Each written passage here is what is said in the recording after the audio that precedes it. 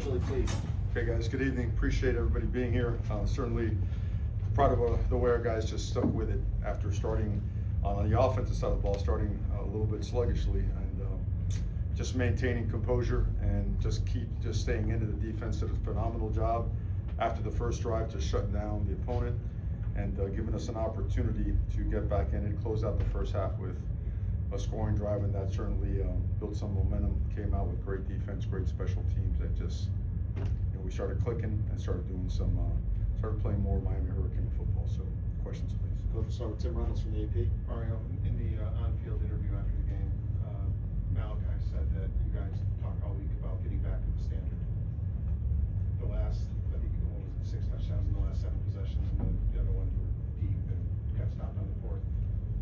Does that personify what the standard is? In a way, it bounce does. back and not letting last week beat you twice, kind of. Yes, sir. I mean, the standard is nothing but your absolute best in absolutely everything that we do.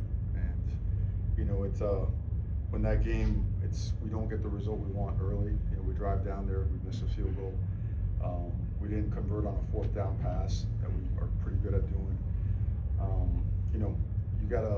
You gotta trust each other and have the resilience and the trust in not only as players but as a staff, that if we just stay on course, if we stay on schedule and follow the game plan, at some point in time it's gonna break, because things were there. You saw enough on the iPad to say, we missed this cut, hey, we could have called this better, hey, we dropped this ball.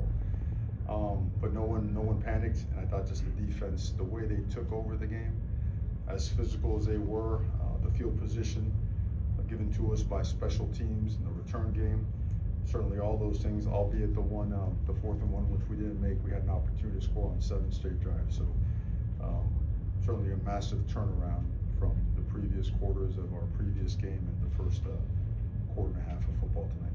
Coach, we'll go to Jordan McPherson from the Herald. Yeah. Mario, 2 questions on the defense. First, just the group overall. What did you see after the first drive that led to the response, and how did you like what they were able to do after? Well, we may have reduced pre-snap penalties by a little bit, but nowhere near to the standard. We spoke about the standard earlier.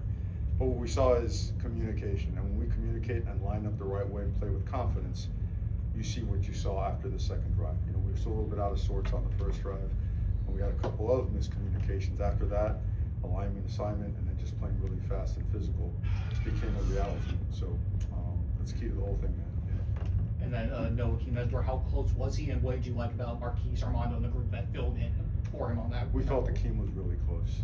We felt all week he was going to be there, and then sometimes you could present yourself with an opportunity to play a player, and then you have to calculate. Medical staff has to calculate what type of risk is involved. Can we set him back?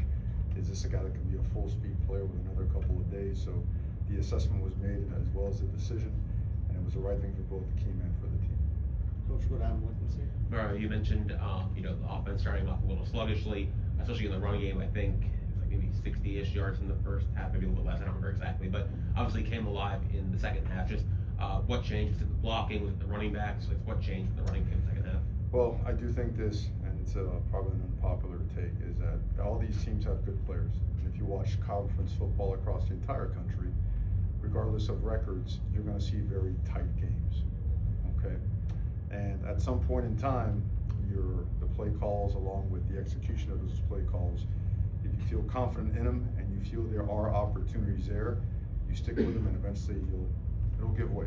And that's what happened in the run game. A little bit more on finishing, a little bit more on half position, a little bit more on pad level, and then seeing it a little bit better. Sometimes a little bit more patient, and sometimes just hitting it. Sometimes getting an extra hat over there. Sometimes someone making it to the safety. Sometimes making the safety miss. There's a lot of different schemes that we run, some between the tackles, some stuff outside or designed to go outside. But the run game, in my opinion, as the game wears on, you should get better. If you trust your offensive line, your bigs, and your running backs, you should get better. I think Mark Fletcher, again, showed why he's such a great player and so important to this football team.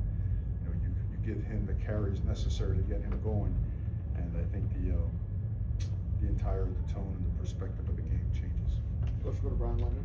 Coach, can you just talk about Coach Heatherman and the rest of the defensive staff and the defensive players' ability to make adjustments? Obviously gave up that touchdown on the first drive, and then after that was pretty lights out. Just amazing ability to make adjustments on the fly there. Yeah, he's very regimented. He's a perfectionist, and he was obviously, the standard is the standard. And the first drive wasn't good enough, and I think every defensive player will tell you the same. I think every player in that locker room they'll echo the same message, as Coach Heatherman would. I think from a seeing the game standpoint and calling it, certainly he's made us a ton better. Tonight, it was critical for us to get those stops because we weren't generating much on the other side of the ball. And those stops eventually led to great field position because of special teams complementary play. And then, of course, turnovers forced. So a ton of credit to everybody on that team. The scout team guys have prepared, the defense as well, and certainly really appreciate the work that Coach Heatherman puts in. Coach, we got a couple more. We'll go to Chris Stock in the back and then go back to Jordan in the front. We've talked a lot about Malachi, Tony, and his performance all season. Just again tonight, what you saw from him, and then his plays in the return game. Just when he has the ball in his hands, he continues to do it. Yeah, we've been looking forward to getting him involved in the return game, and sometimes you've got to be careful, in choosing certain schemes and certain calls due to some of the things that you see on the other side and some of the things that you have to audible to on the other side as well. But the opportunity was there tonight.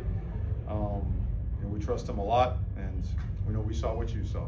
An explosive guy that is always ready to make a play for his teammates, a guy that is fearless, a guy that not only wants the ball, wants to throw his body around in there and block, just a complete team player, and certainly a game changer.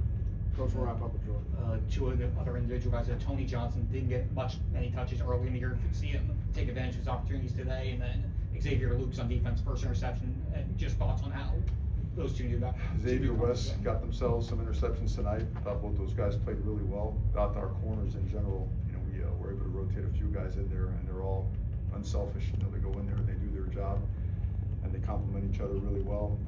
Tony got his shot tonight. We did some 4 wide, some 10 personnel stuff. Create a little bit of air, in there that helped the running game as well. And certainly a guy that we think very highly of, and I think what you saw tonight, a lot of guys have been working hard to earn playing time. I think Tony has worked really hard to earn playing time. I think Josh Moore has worked hard to earn playing time. JoJo Trader has worked hard and earned playing time. Chris Wheatley got some touches. Pringle got some touches. We're looking forward to getting Dalen Upshaw in there as well. Our roster is, when you have an opportunity like that, those last 16 to 18 plays are critical because it's not about scoring or trying to score. It's about roster development as you head further and further into the season, end of October, right, beginning of November. So really good to see that from our guys. Great. Thank you, Coach.